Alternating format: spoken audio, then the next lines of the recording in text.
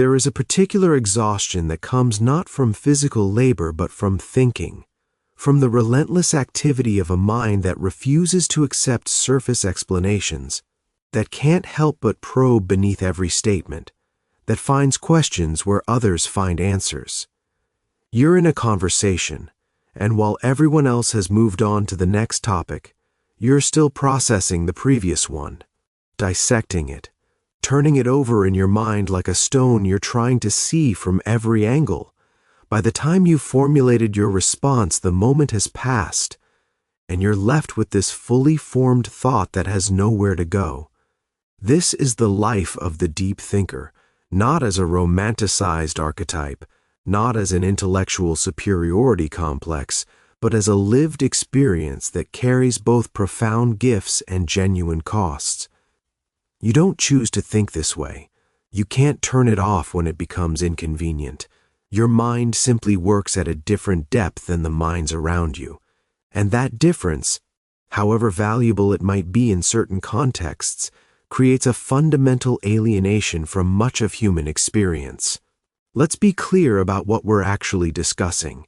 Deep thinking isn't intelligence, though the two sometimes correlate. Plenty of highly intelligent people think quickly and superficially. Their minds are fast processors, excellent at computation, analysis, problem solving. But depth is different. Depth is about the quality of engagement with ideas rather than the speed of processing them. It's about the willingness to sit with complexity, to tolerate ambiguity, to resist the urge toward premature closure. Deep thinkers can't help but see layers, can't help but notice contradictions, can't help but ask the questions that complicate simple narratives. The neuroscience of this is more complex than simple brain structure. What we're really talking about is a particular configuration of neural networks, particularly the default mode network, which is responsible for introspection, imagination, and self-referential thought. In most people, this network activates during downtime, during rest, during moments when external demands are low. But in deep thinkers, it's chronically active. Even when engaged with the external world, part of their processing power is directed inward, examining, reflecting, connecting. This creates what researchers call high cognitive permeability. The boundaries between external experience and internal processing are more fluid. You're not just experiencing the conversation you're having, you're simultaneously analyzing the meta-patterns of the conversation. You're noticing the emotional subtext. You're tracking the logical structure. You're connecting this moment to other similar moments from your past. You're extrapolating possible futures based on the current trajectory.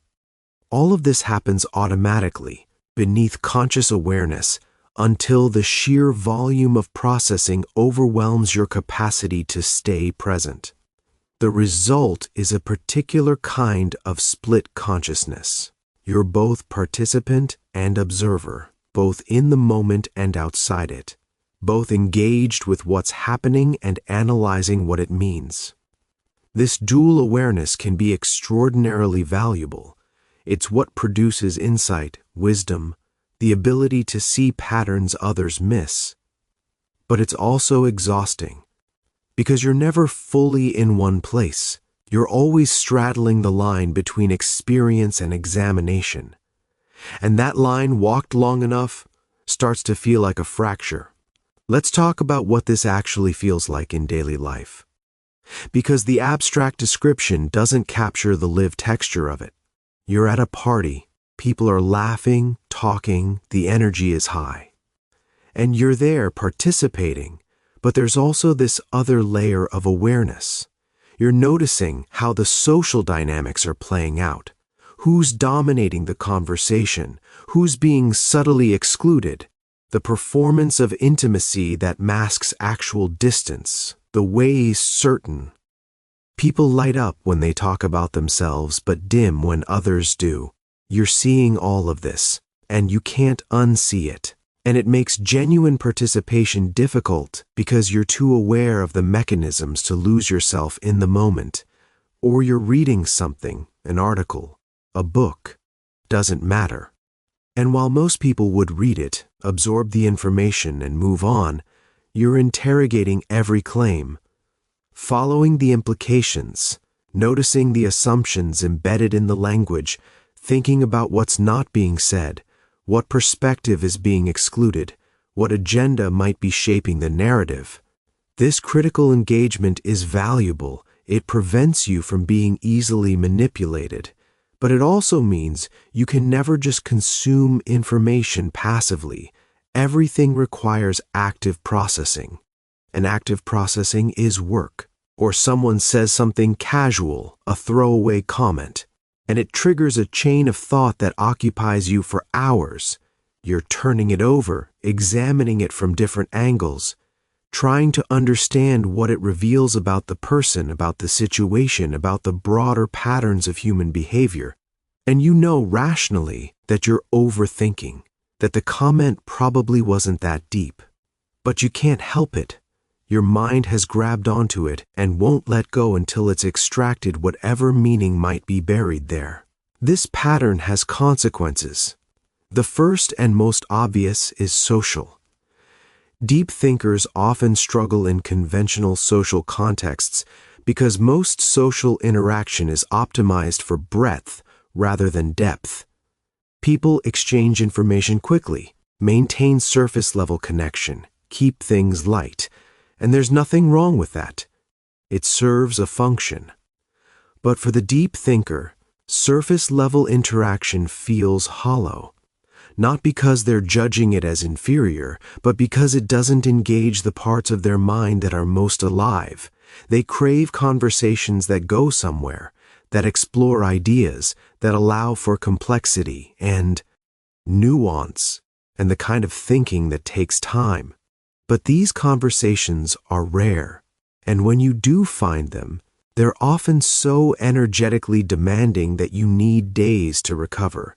Because deep conversation isn't just exchange of information, it's mutual excavation. You're both digging, both offering up insights, both building something together through the conversation, and that building requires enormous cognitive and emotional energy. So you end up in this bind.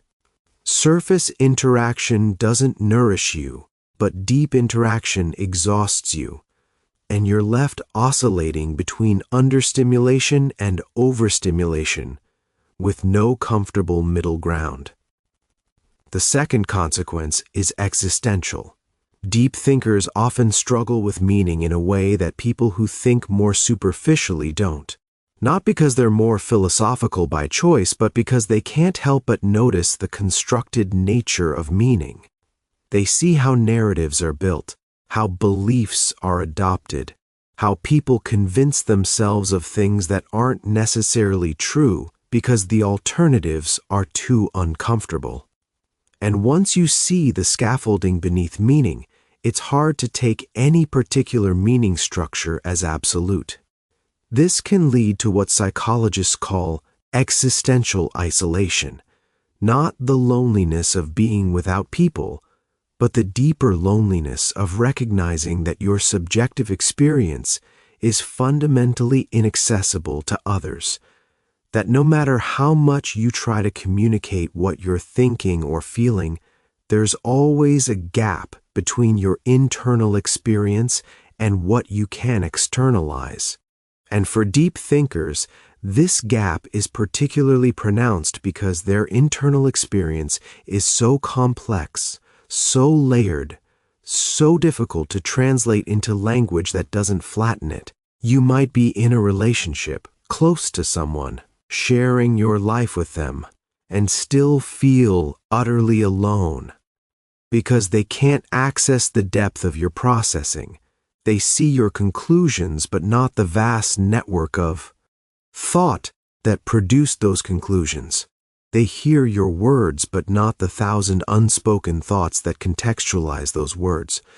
And you're constantly choosing what to share, what to simplify, what to just keep to yourself, because Explaining it would take more energy than it's worth.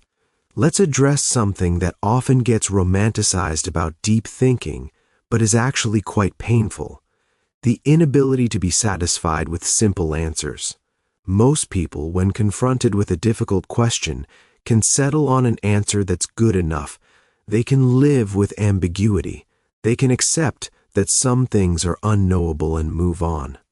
But deep thinkers struggle with this, not because they need perfect certainty, but because their minds keep generating alternatives, complications, exceptions.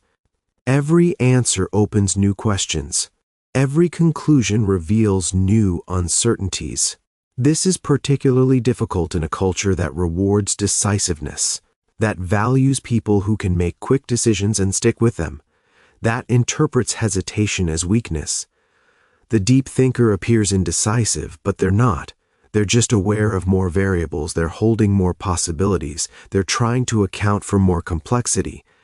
And that accounting takes time, but time is interpreted as inability to commit.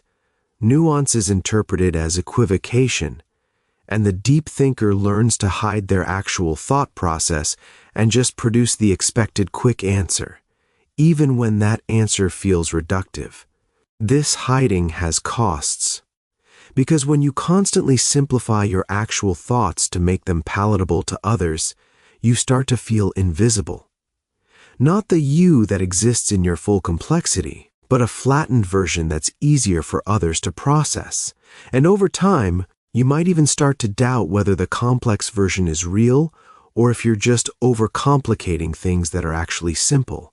The gaslighting can become internal. There's also the issue of emotional processing. Deep thinkers don't just think deeply about ideas. They feel deeply about everything. Because thoughts and emotions aren't separate systems, they're interwoven. And when you think deeply about something, you also feel it deeply. A news story about injustice doesn't just make you angry, it triggers a cascade of thoughts about systemic oppression, historical patterns, the psychology of power, the complexity of creating change.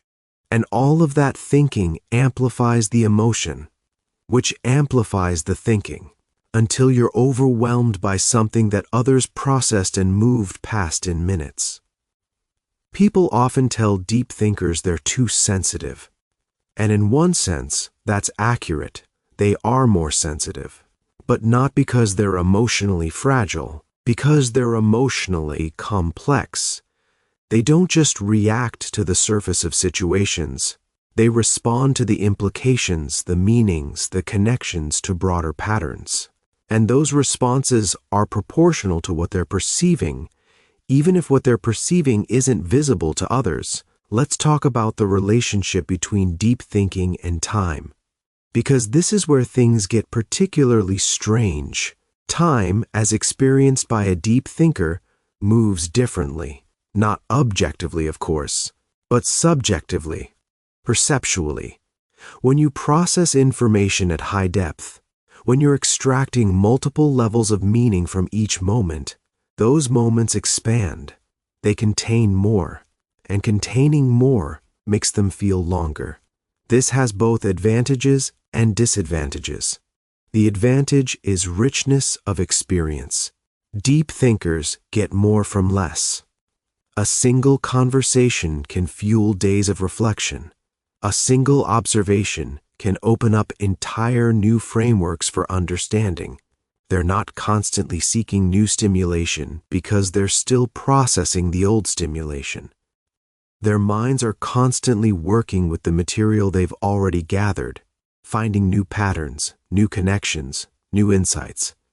But the disadvantage is that this rich processing makes life feel slower in a culture that values speed. While others are accumulating experiences, moving through their days at a rapid clip, the deep thinker is still sitting with Tuesday, still unpacking a conversation that happened 3 days ago, still processing an emotion they felt last week. They're not stuck, they're thorough. But thoroughness looks like slowness, and slowness in our current moment is devalued. There's also the temporal distortion that happens when you're lost in thought. Hours can pass without your noticing. You sit down to think about something for a few minutes, and suddenly it's dark outside. Your mind has been so engaged, so absorbed, that it stopped tracking external time. This is flow state, but it's flow in pure cognition rather than action. And while it can produce valuable insights, it can also make you feel disconnected from the practical demands of life. Bills don't get paid. Emails don't get answered. The physical world requires attention that your mind would rather direct elsewhere.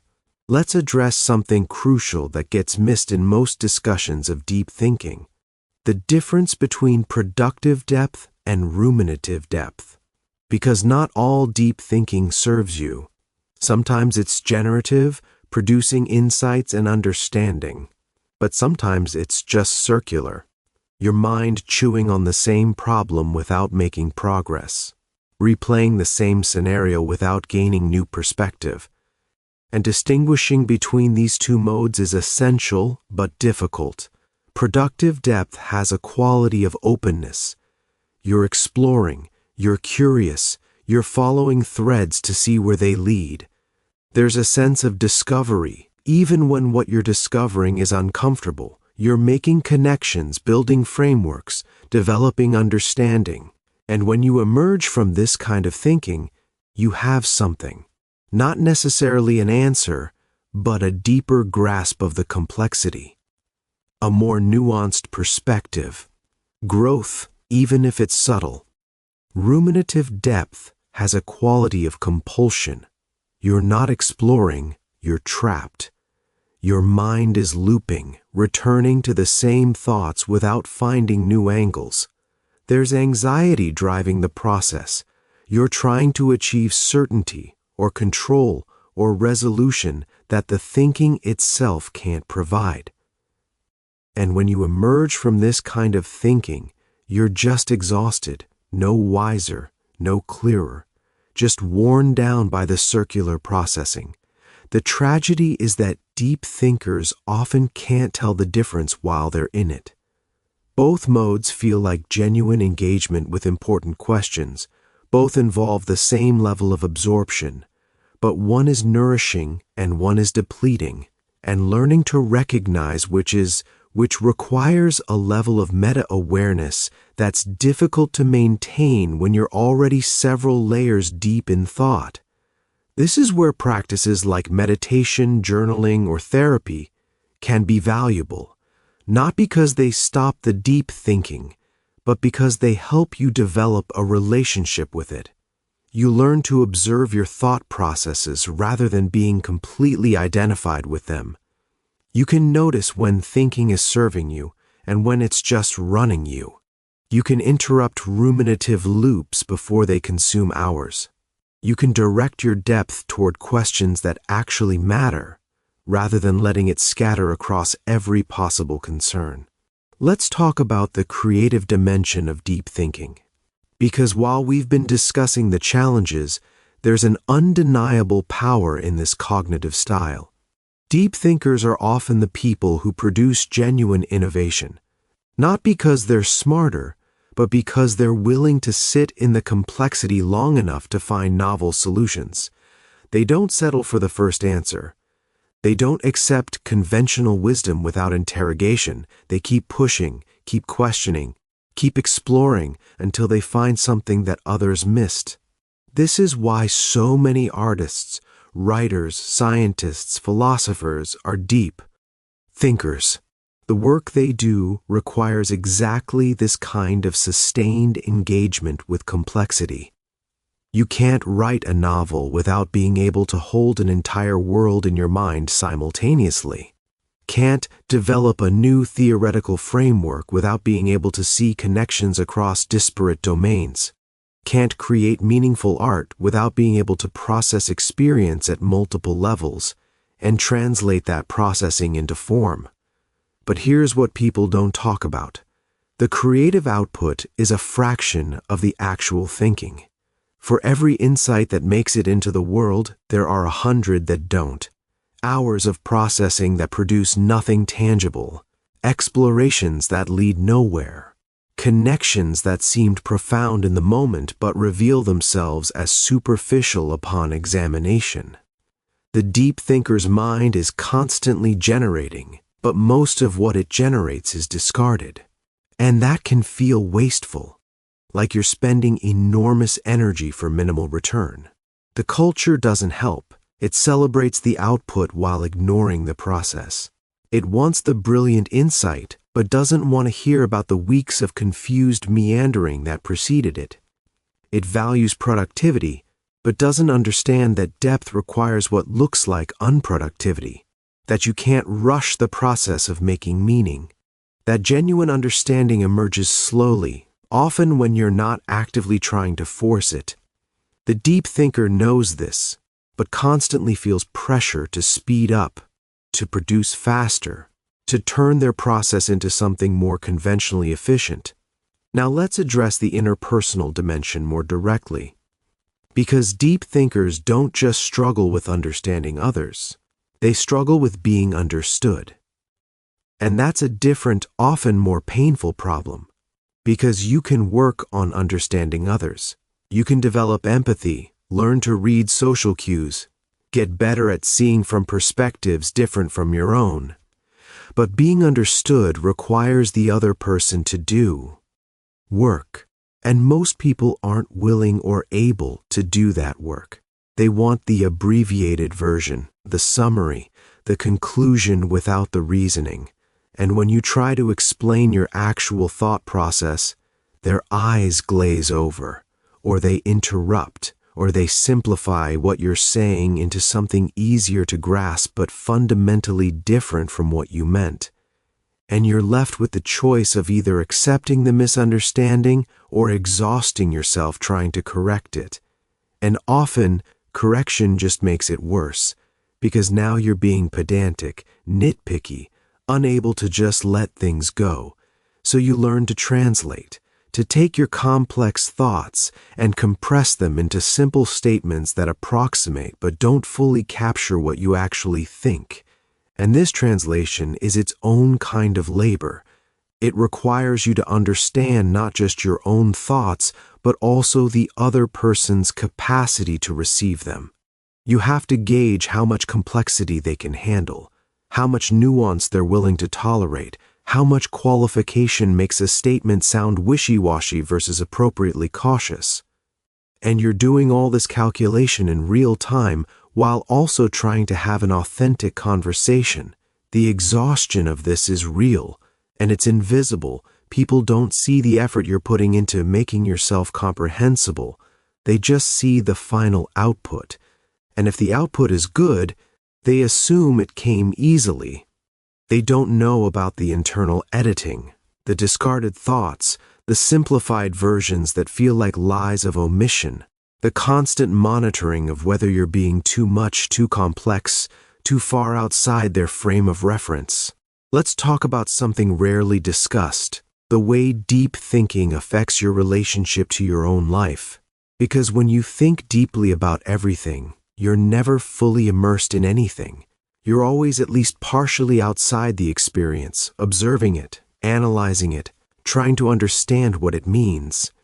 And this creates a strange distance from your own existence. You're having an emotional experience, let's say falling in love, and part of you is genuinely feeling it, the joy, the vulnerability, the terrifying openness. But another part of you is watching yourself feel it, noticing the psychological mechanisms at play, the neurochemistry, the evolutionary programming, the way your brain is constructing a narrative about this person that's more projection than perception. And that observing part doesn't kill the feeling, but it complicates it. It makes it harder to just surrender to the experience because you're simultaneously deconstructing it. This dual consciousness can feel like a curse, like you're robbed of the ability to just be, to just feel, to just experience without all the meta-awareness cluttering up the moment. Other people seem to inhabit their lives more fully. They laugh without analyzing why they're laughing. They make decisions without interrogating every assumption. They move through the world with a kind of unreflective engagement that looks, from the outside, like freedom. But here's the paradox.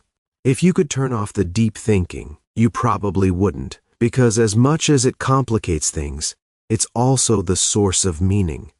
The richness of your inner life, however exhausting, is also what makes life worth living. The alternative, to experience things superficially, to accept easy answers, to stop questioning, would feel like a kind of death. You'd be more comfortable, probably, but you'd also be less yourself. And the self you've developed through all this thinking, however burdensome, is precious. It's you, and losing it, even for the sake of ease, isn't actually a trade you want to make. Let's address aging as a deep thinker, because the relationship to depth changes over time. In youth, deep thinking often manifests as endless questioning. Everything is uncertain, every belief is provisional. You're constantly destabilizing your own. Understanding, seeking new perspectives, unable to settle into any fixed position. This can be intellectually exciting, but it's also exhausting. You're in perpetual motion, never landing anywhere.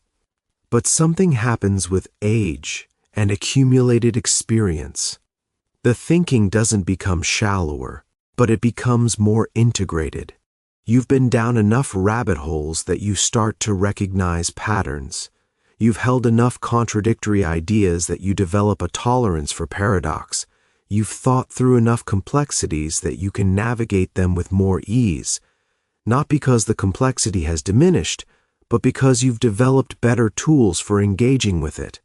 There's a quality of wisdom that emerges from decades of deep thinking that can't be rushed. It's not about having answers.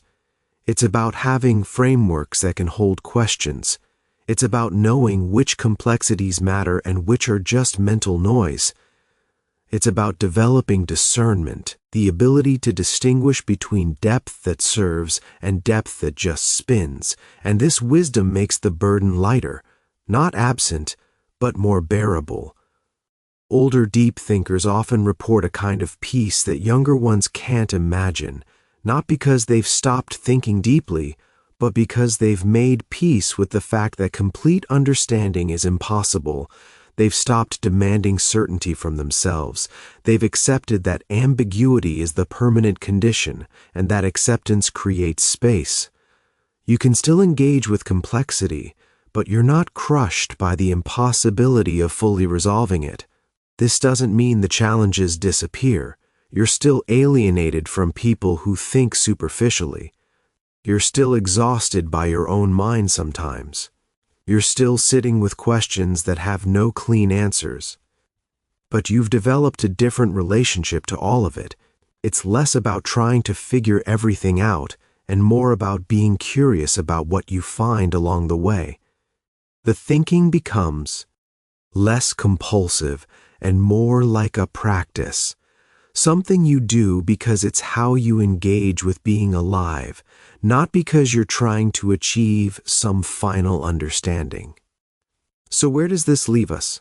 With the recognition that deep thinking is both gift and burden, that it's not something to cure or fix, but something to understand and work with, that it creates genuine challenges in a world not designed for it, but also produces genuine value that the world needs.